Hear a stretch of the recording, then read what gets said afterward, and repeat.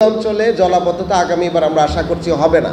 প্রতিটি ওয়ার্ডে যার যার জায়গায় যে দখলকৃত জায়গাগুলো আছে সেগুলোর লিস্ট আমাদেরকে দিয়ে দিলে আমরা উদ্ধারও করব, সবাই যেন এটা থেকে বেনিফিট পায় সেটা আমরা লক্ষ্য করব। যেই জায়গাটা পার্ক বর্তমানে আছে, বসার জায়গা নাই, কোথাও ওয়াকওয়ে করতে হবে, কোথাও বড় জায়গা, যেমন এটা অনেক বড় জায়গা, কিন্তু এখানে যখন খেলতে নামে তখন নওজওয়ানরা যখন খেলতে নামে বড়রা, ছোটদের খেলার জায়গা নাই।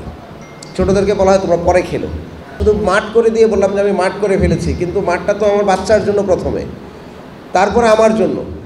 তো সুতরাং এই ডিজাইনিংগুলো কত ক্রিয়েটিভলি করা যায়, আপনাদের সাথে আমাদের এই টিমগুলো বসবে। সবার বাসায় বাউন্ডারি ওয়ালে গিয়ে দেখবেন অনেক ময়লা আছে বাসার ভিতরে, এবং বাসাগুলো নিয়মিত পরিষ্কার করা হয় না, ছাদের মধ্যে ময়লা আছে, পানি জমা আছে, এসি আছে সবার বাসায়, যেহেতু এসির পানি জমে, সুতরাং বৃষ্টি হয়ে গিয়েছে। এখন ডেঙ্গু মশা উৎপাদনের প্রজননের সবচেয়ে হাই টাইম। ঢাকা শহরে একটি পাবলিক হেলথের ডিজাস্টার হওয়ার আগে আমি আপনাদেরকে অনুরোধ করব, আপনারা নিজেদের বাড়িঘর সপ্তাহে 2 বার আপনারা পরিষ্কার করেন। এটা আপনাদের করতে হবে, কারণ আমাদের মশাকর্মীকে তো আপনারা আপনাদের বাড়ির বাউন্ডারির ভিতরে ঢুকতে দেন না। তো সুতরাং এটা আপনারা পরিষ্কার করবেন, এই অনুরোধটা আপনাদের কাছে থাকলো। এবং যেসব জায়গায় জলাবদ্ধতায় পানি মশার ওষুধ দেওয়া হয় না, সেটা আমরা মনিটর করতে চেষ্টা করব।